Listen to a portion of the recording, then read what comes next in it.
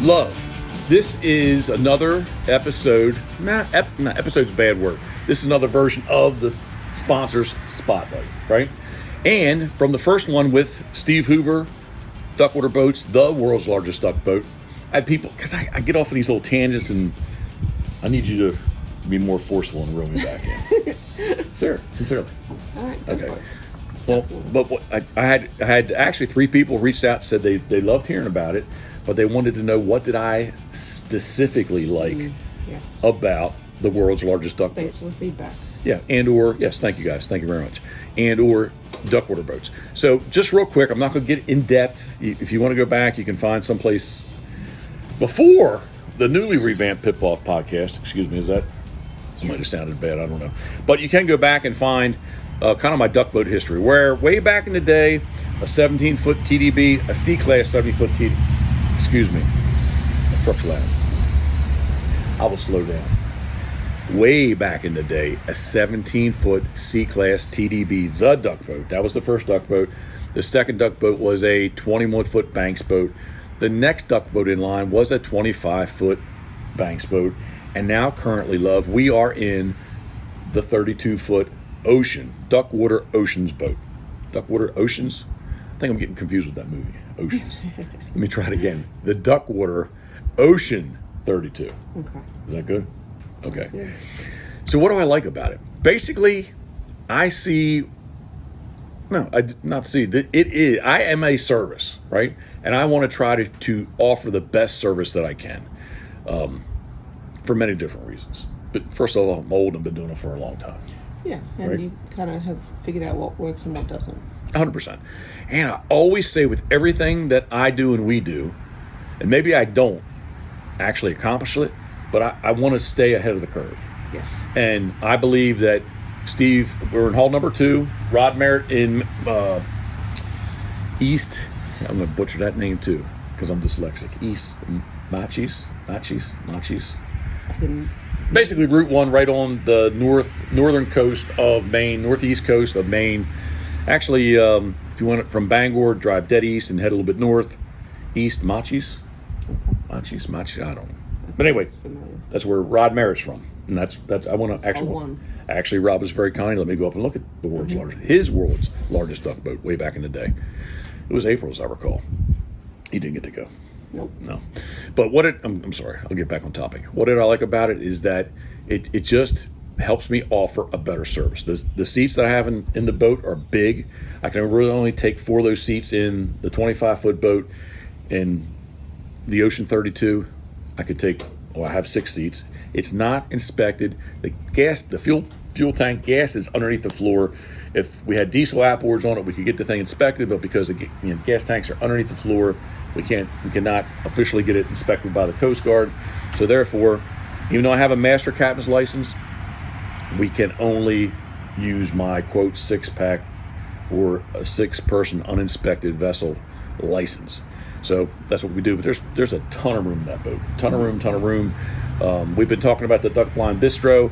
I need to figure out a better stove system in the boat this year so I can have more burners, but there's plenty of room to do that. I need to get in there and do that. But again, I'm going off on a ramble and a tangent. But what do I like about the boat? The boat is big, it's seaworthy, and it is very durable. I don't know if Steve still uses the tagline, punishes docks and rocks, but that's the TV show that we filmed with Randy Drago, the Codfather. Randy was in a 23 or 25 Ocean. But basically, it would be like us right in Ocean City here. We hunted off the jetties one day, and Randy just ran that boat right up into the stones, left it in gear, jammed it up in there. We all climbed out. Like, I would never do it with a fiberglass duck boat. Never. So, and I'm not trying. I've been in a fiberglass duck boat for many, many, many, many years. All I'm saying is I would not do that with a fiberglass duck boat. Right. So there's definitely an advantage of the boat being aluminum, being very durable, and able to punish docks and rocks. So what's your thoughts? I've been rambling too much. Well, you say stay ahead of the curve. What about this boat makes you feel that you're staying ahead of the curve? Because it's big and I can offer a better service. I can offer more people. I can only take those big. The seats are very large, 24-inch wide seats, right? They're not fixed mounted, so I can take and move them, adjust those. But in the 25-foot boat, I can only take 4 of those. So now I can take. Excuse me. I can. Well, there. Yeah, 4 and 2, 6. I don't know which way my math. If you're watching this on YouTube, but yeah, so 6. So that's number one. Number two, everybody can put more gear on the boat, so you can take many more things to make your hunt more enjoyable. And it just, again, I stay ahead of the curve of that. This is cutting edge. Hal Whitaker in Annapolis, Maryland is the naval architect that designed this thing on a computer. Like it is. I'm stuttering. Yep. No, I mean you went through over the plans. You tweaked a few things Yes. that you wanted. Yes, the shelves. 100%. So like maybe from 3/4 of the way to the stern, we tweaked some things, made the boat a little taller, a little bit bigger. Because I do anchor from in all the boats, I always anchor from the stern, but I definitely still anchor from the stern. Man, with the podcast with Big Bird the other day, I know time's flying by and money is money, but like I really do want to investigate that anchor system. Oh yeah, yes. It's not an anchor system, but I am calling it an anchor system.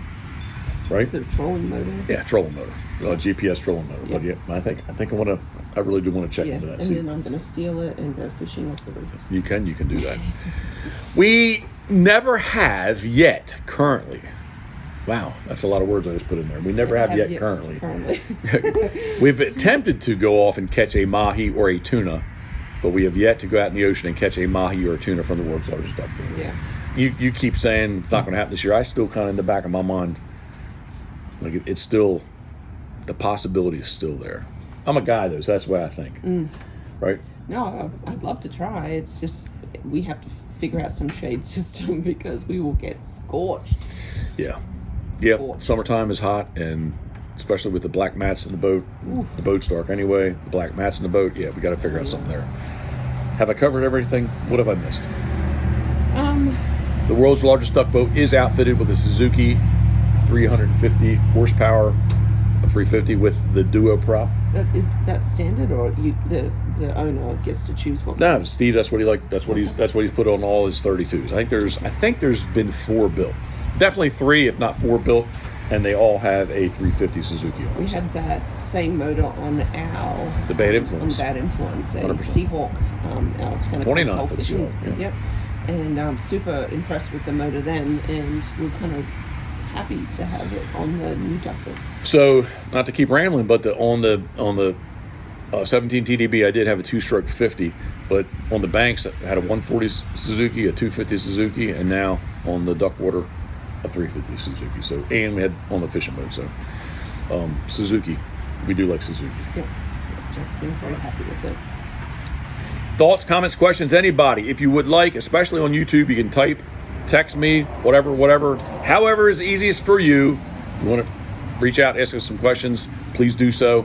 We appreciate you following along. Steve Hoover, DuckWater Boats, New Philadelphia, Ohio. Steve, we appreciate you, my friend. Thank you very much for supporting us and the Pitboss podcast.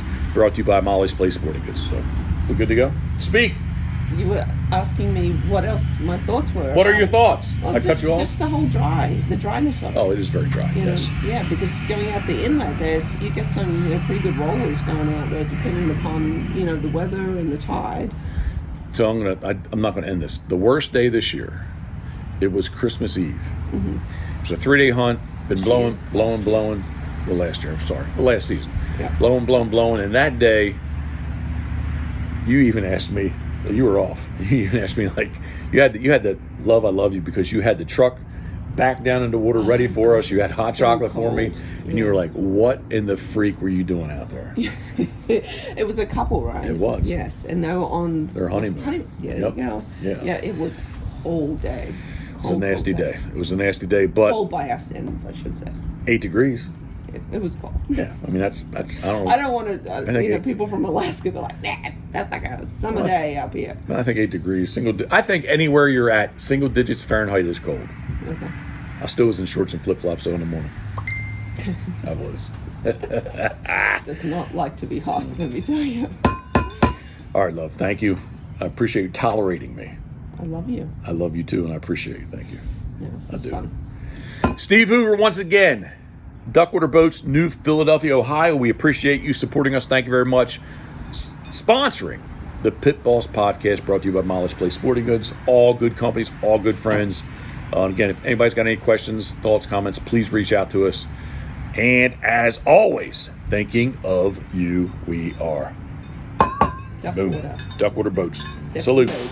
Check it out. It is sexy. Salute.